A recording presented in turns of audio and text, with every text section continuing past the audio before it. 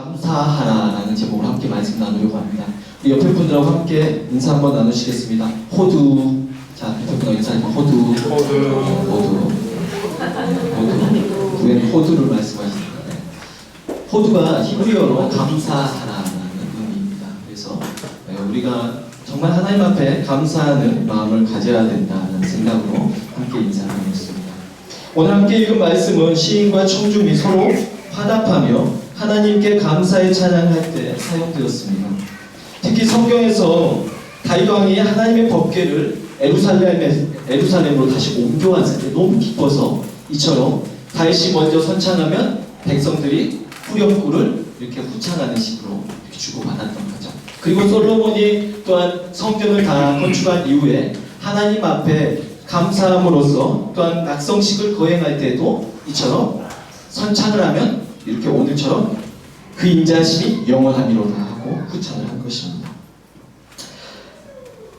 그러니 이 말씀은 우리는 감사시라고 하기보다는 모두가 동참하여 함께 하나님께 감사를 표현하는 감사 찬양이라고 할 수 있습니다. 아삽, 헤만, 여두둔 등 레위 사람들이 악기를 연주하면서 하나님의 선하심과 인자하심을 찬양했습니다.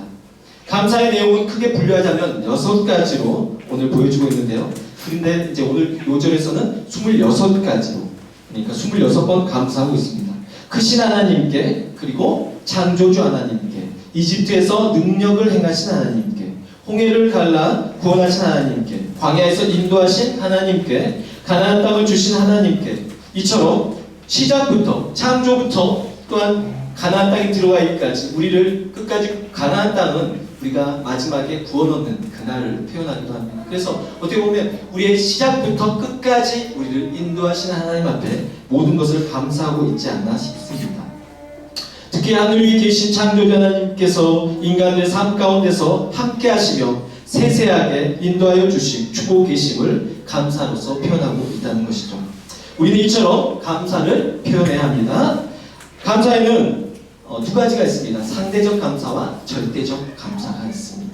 상대적 감사는 환경과 조건에 따른 감사입니다. 좋거나 잘 되면 감사하고 제 뜻대로 되지 않으면 불평하는 것입니다. 애화입니다. 어떤 미국 남자분이 버스를 탔는데 뚱뚱하게 생긴 아주머니가 개구장이 어린아이 5을 데리고 올라탔습니다. 억지를 부리는 놈, 때를 쓰는 놈, 고래고래 고함을 지르는 놈에다 버스 안을 이리저리 뛰어다니며 난리를 피우는 놈 해서 버스 안이 이 어린아이들로 인해서 난장판이 되었습니다. 뚱뚱한 아주머니는 이런 아이들을 때리고 욕하고 저주하고 팔짝팔짝 뛰었습니다. 피곤해서 쉬고 싶었던 그 사람은 도무지 참아내기가 어려웠습니다. 그래서 짜증을 내려던 순간 문득 마음속에 범사에 감사하라는 말씀이 떠올랐습니다. 그러자 그는 그래 감사해야지 하나님이시여 저 여자가 내 아내가 아닌 것을 감사합니다 라고 기도했던 겁니다. 이러한 감사는 무슨 감사입니까? 바로 상대적인 감사인 것이죠. 그러나 절대적인 감사는 언제 어디서나 어떤 조건에서든지 감사하는 것입니다. 다니엘은 매일 창문을 열어두고 그가 이스라엘에 무너져버린 성전을 향해서 하루에 3번씩 꼬박꼬박 기도했습니다. 그래서 사람들이 이제 고발하는 계기가 되었던 게 무엇이냐면 왕에게만 왕 위에 다른 신을 섬기면은 그 사람은 사자굴에 던지기로 이미 그렇게 결정이 났습니다. 그 알고도 그 조서가 내려진 것을 알고도 다니엘은 전혀 걱정하지 않고 또 기도했습니다. 그리고 고발당했고 그는 사자굴에 죽을 수밖에 없는 상황에 놓여 있었습니다. 그때 다니엘은 말합니다. 하나님께서 나를 구원하실 것이다. 구원하실 것입니다. 왕에게 말하는 거죠. 다리오 왕에게 걱정하지 마세요. 우리 하나님께 나를 구원하실 것입니다. 그러나 우리 하나님께서 그리하지 아니하실지라도 그게 무슨 말입니까? 나를 건져내시지 않고 사자의 밥이 되게 하실지라도 그것 또한 하나님의 무슨 선하신 계획이 있을 것이기 때문에 그 또한 하나님 앞에 감사합니다. 이런 신앙을 가지고 이게 바로 무슨 감사입니까? 절대적인 감사입니다. 그리하지 아니하실지라도 우리는 이러한 절대적인 감사를 해야 된다는 것입니다. 이처럼 우리가 한 해 동안 살면서 모든 일이 좋을 수 없습니다. 얻은 것과 잃은 것, 기쁜 일과 슬픈 일이 있었습니다. 하지만 그 모든 일 가운데 하나님께서 일하고 계셔서 그 순간 좋지 않은 일들로 결국에 그 좋지 않은 일들도 결국에 가장 좋은 역사를 이루게 될 것임을 우리가 믿는 것이 바로 무슨 믿음입니까? 절대적인 감사를 가진 믿음이라는 것입니다. 믿음의 크기는 그 사람의 감사의 크기에 비례한다라고 했습니다.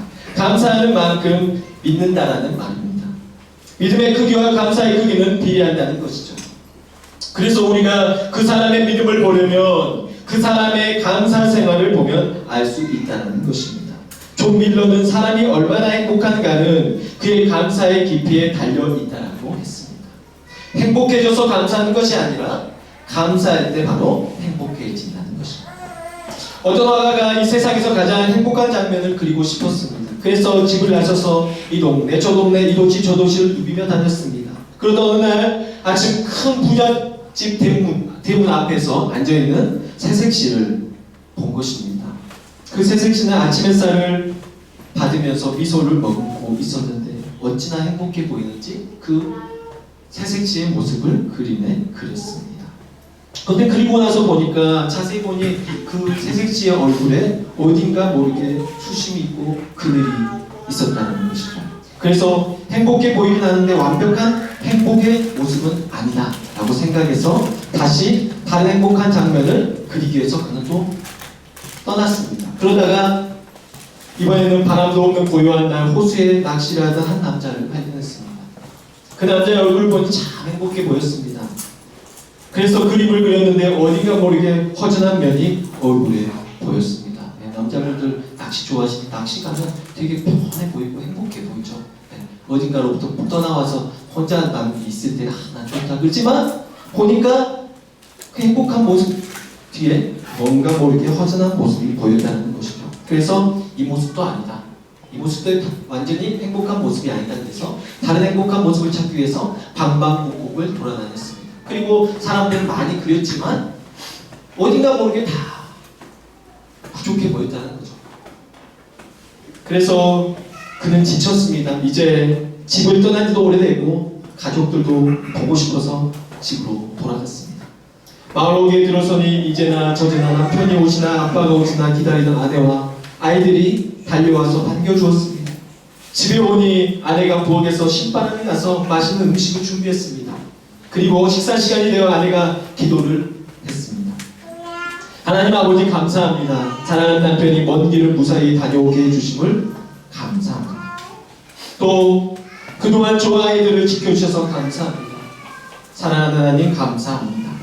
이렇게 아내가 기도를 드리는데 그 음성이 얼마나 기쁨으로 꽉 찼는지 남편이 기도하다가 눈을 떴습니다.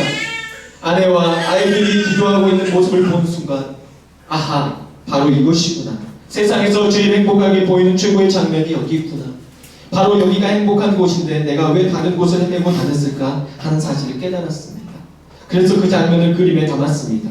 그것이 세계에서 제일 행복해 보이는 식탁에서 온 가족이 하나님께 기도하는 그림입니다. 남편분들 집에 일찍 들어가시기 바랍니다. 아내분들은 감사 기도하시기 바랍니다. 미국 어느 지방 신문에 또한 이런 기사가 났습니다. 11월 중순의 감사절 기간에 어느 그리스도인이 보내온 신앙 간증이었습니다. 어느 회사의 전무인 40대 남자가 혈압으로 쓰러져서 그만 반신이 이제 하반신이 마비가 된 것이죠. 병원에 입원하여 매일 실망과 좌절에 빠져 자신의 신세 타령을 하고 있었습니다. 매일 불만과 불평에 부인조차 견딜 수가 없었습니다. 그러던 어느 날 병원 원목의 방문을 받고서 이야기를 나누었습니다. 목사님의 권면은 신세 타령과 불평과 불만만 하지 말고 일생을 살아오면서 도움을 준 사람을 생각하면서 감사의 조건들을 찾아보라고 권면했습니다.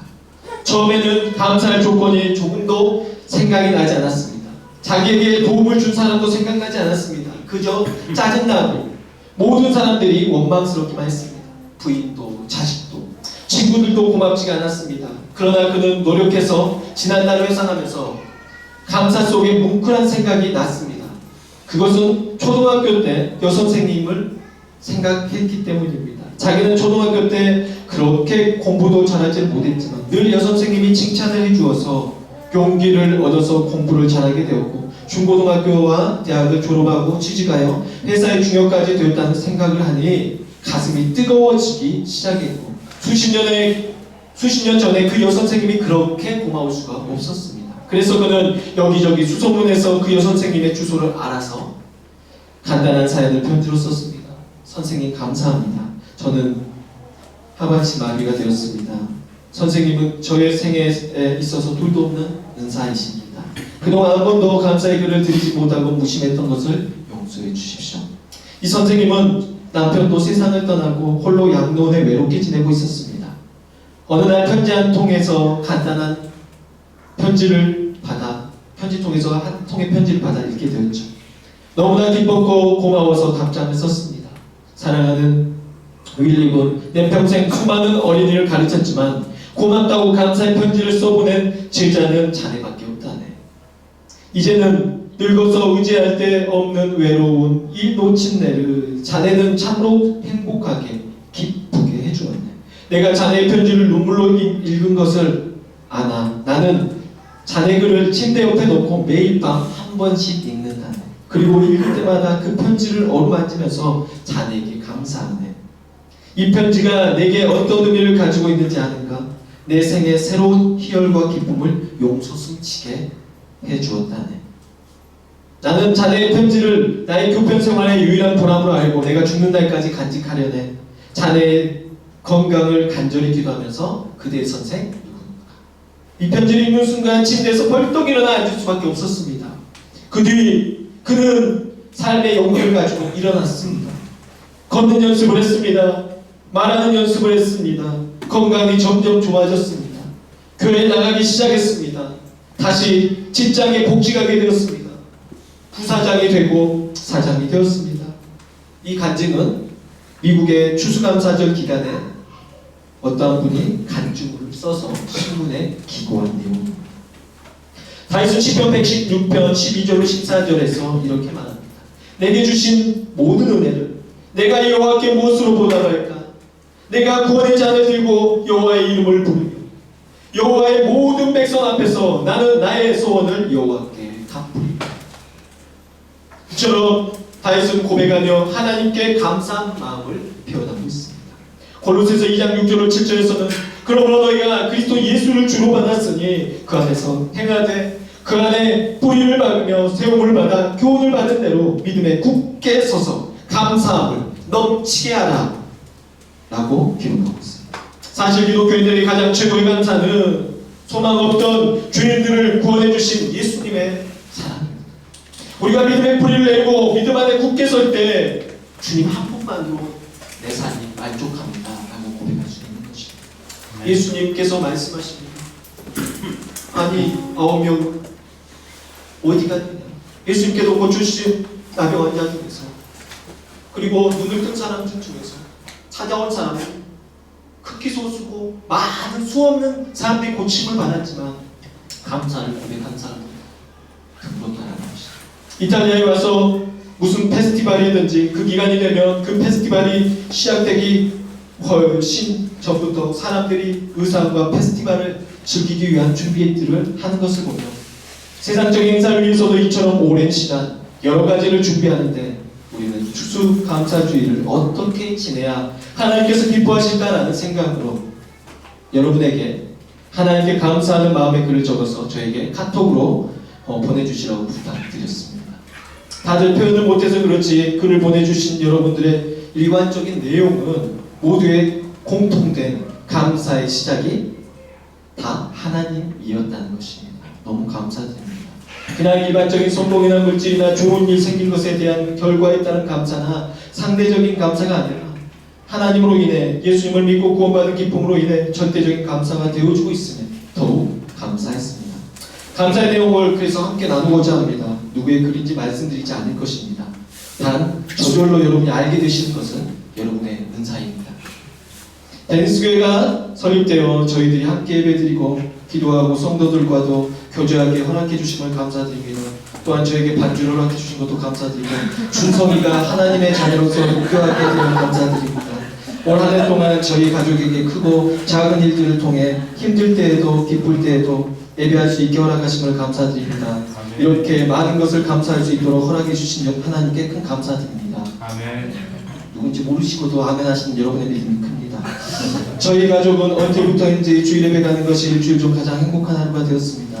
이태리 생활이 오랜지라 남편을 따라 마지못해 나갔던 답답한 주일 일상이 올해는 너무나 감사하게 저와 우리 중학생 두 딸들까지 세례를 받아서 아주 지대로 하나님 은혜를 경험한 가족입니다. 예배를 마친 후 성경 큐티로 성도들 간의 교제를 나눈 시간이 처음엔 살짝 부담스러운 시간이다가 어느 순간 예배와 또 다른 하나님을 은혜를 경험하고 있는 시간이 되었습니다. 그날의 성경 구절을 읽고 각자 경험한 간증도 반성도 소소한 얘기거리도 나누면서 눈물도 흘리고 위로도 받고 배꼽이 빠지고 웃기도 하고 너무 귀한 큐티로 은혜의 시간을 매주 경험하고 있습니다. 감사합니다. 아멘. 또한 아들이 수술을 잘 마치게 하심을 감사합니다. 올 한해 여러 가지를 정리하고 정비하고 새롭게 주님을 향해 가게 인도하심을 감사합니다. 베니스에서 새롭게 주님을 발견하게 해주셨음을 진심으로 감사드립니다. 아멘. 또 사랑스러운 딸을 가정에 허락하심을 감사합니다. 두 자녀 건강하게 성장하게 하심을 감사합니다. 교회가 잘 성장하게 하심을 감사합니다. 아멘. 또 우리 안에 진리의 말씀이 선포되어 예배자로 다시 설 수 있게 하심을 감사합니다. 목사님과 사모님 이곳에 보내주시고 온전한 공동체를 만나게 하시니 감사합니다. 자녀들이 건강하게 무리익어가게 하심을 감사합니다. 아멘. 또 정말 얼마 만에 느끼는 감사함인지 아직 가슴에 뜨거움이 남아있다는 게 놀라울 따름입니다. 30년 전 하나님의 사랑으로 불같을 때 전 살아있음에 감사하고 힘든 생활에도 감사하고 남을 돌아볼 수 있음에 감사하고 이 세상 티끌도 다 감사했던 그 기억이 나기 시작했습니다. 아직은 희미한 기억이지만 기억나게 해주신 하나님께 감사합니다. 아직 갈 길 먼 작은 신앙으로 살아있는 되신 하나님께 다가가겠습니다. 감사합니다. 2019년 한 해를 어떻게 살아왔나 가만히 생각해보니 확실하게 달라진 건 두려움의 무게가 훨씬 가벼워진 것입니다. 왜 그런 걸까 하고 생각해보니 나에게 믿음이라는 것이 생겨서입니다. 솔직히 모든 것을 무조건 감사하며 살지 못합니다. 그래도 올 한 해는 기도하는 시간이 더 많아졌고 기도하는 감사하는 마음이 더 생기는 걸 경험했던 한 해입니다. 하나님이 내게 믿음을 알게 하시고 믿음을 통해 감사를 알게 해주신 귀한 경험을 주신 것이 가장 감사한 일입니다. 베니스 교회를 세우셔서 하나님과 관계 회복의 길로 이끄시고 믿음의 이웃들을 만나 그들을 통해서도 믿음의 자녀로 살아가는 길을 열어주셨음에 감사합니다. 건강, 집, 일 모두 평온함을 허락하심에는 말할 수 없는 감사 기도가 넘칩니다. 그러나 제일 감사한 것은 믿음을 알게 하시고 믿음의 의지에 두려움이 아닌 주님과 함께 살고자 하는 희망을 마음에 심어주신 것입니다. 추수감사절을 맞아서 하나님의 자녀로 믿음의 열매를 얼마나 거두었는지를 묵상하겠습니다. 날마다 주님과 함께 살아가기를 소망하는 마음의 크기가 나의 추수입니다. 올해는 그 크기가 미랄처럼 작지만 매년 윤기 나고 건강하게 자라기를 소망합니다. 모든 것에 은총으로 함께 하신 하나님께 감사드립니다. 이렇게 우리 성도님들이 감사로서 하나님 앞에 어떤 표현함을 올려드렸습니다. 결론입니다. 옥수수를 키우는 두 농부가 있었습니다. 둘은 모두 최상의 씨앗으로 열심히 농사를 지었습니다. 한 사람은 좋은 종자를 다른 사람에게 나눴고 다른 한 사람은 자기만 간직했습니다. 세월이 지나자 좋은 종자를 나눠준 농부의 밭에는 늘 좋은 옥수수가 풍성했습니다. 자기 혼자만 좋은 종자를 차지한 농부의 밭은 점점 수확량이 떨어졌습니다. 그 좋던 종자의 품질마저 유지되지 않았습니다. 한 사람이 좋은 종자를 늘 나눠주는 농부에게 물었습니다. 다른 사람들은 좋은 종자를 나누려 하지 않는데 왜 당신은 늘 나눕니까? 그러자 그 농부는 이렇게 답합니다. 옥수수밭에 바람이 불어 꽃가루가 날릴 때 주변에 나쁜 종자가 있으면 점차 나쁜 종자의 영향을 받게 됩니다. 좋은 종자를 주변에 나누면 결국 서로 좋은 결과를 만들게 됩니다.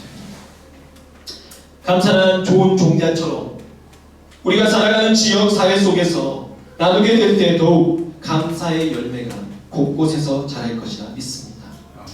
우리 삶 속에서 감사가 넘치도록 인도해 주신 하나님께 감사드리며 지금 당장 좋아 보이지는 않는 일 가운데서도 감사로서 인내해야 한다는 것입니다.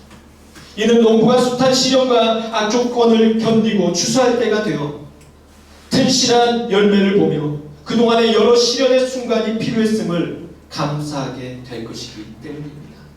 어떠한 상황 속에서도 감사하는 훈련은 여러분의 삶 속에 더욱 큰 감사의 열매를 온전히 이루게 될 것임을 믿습니다. 지금 이맘때 한국의 산들은 오색빛깔 단풍이 들었을 것입니다. 이곳 이탈리아 곳곳에 단풍이 들었고 특히 돌로미티 산에도 단풍이 들었다고 우리 또 집사님분이 또 사진을 보여줘서 사진을 구경했습니다. 네. 우리나라만 단풍이 들 줄 알았어요 저는. 네. 그래서 좀 해외도 나가보고 이래야 되는 것 같습니다. 이것도 똑같이 단풍이 단풍이란 나뭇잎이 녹색을 벗고 대신 노랗거나 빨간색으로 갈아입는 자연현상입니다. 나뭇잎의 엽록소는 녹색이 아닌 다른 색깔의 빛을 흡수합니다. 그리고 녹색빛을 반사하기 때문에 녹색으로 보인다는 것이죠. 나뭇잎이 녹색이 아닌 다른 색깔을 띈다는 것은 엽록소가 사라지는 것이라고 합니다. 이 엽록소 대신 안토시아닌이 축적되면 붉은색이 되고 엽록소 대신 크산토필이 축적되면 은행잎처럼 노란색이 된다고 합니다.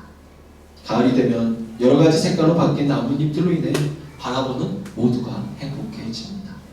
우리의 모습도 감사함으로써 아름다운 색으로 단풍이 든다면 이곳 우리가 살아가는 한인 사회가 더욱 행복해지지 않을까 생각합니다. 예수님의 십자가의 복음이 전 세계로 퍼진 것처럼 우리를 통해 우리가 살아가는 지역, 삶의 터전, 일터 모든 한인 사회가 더욱 아름답게 물들어가게 되기를 진심으로 소망합니다. 아멘. 기도하겠습니다.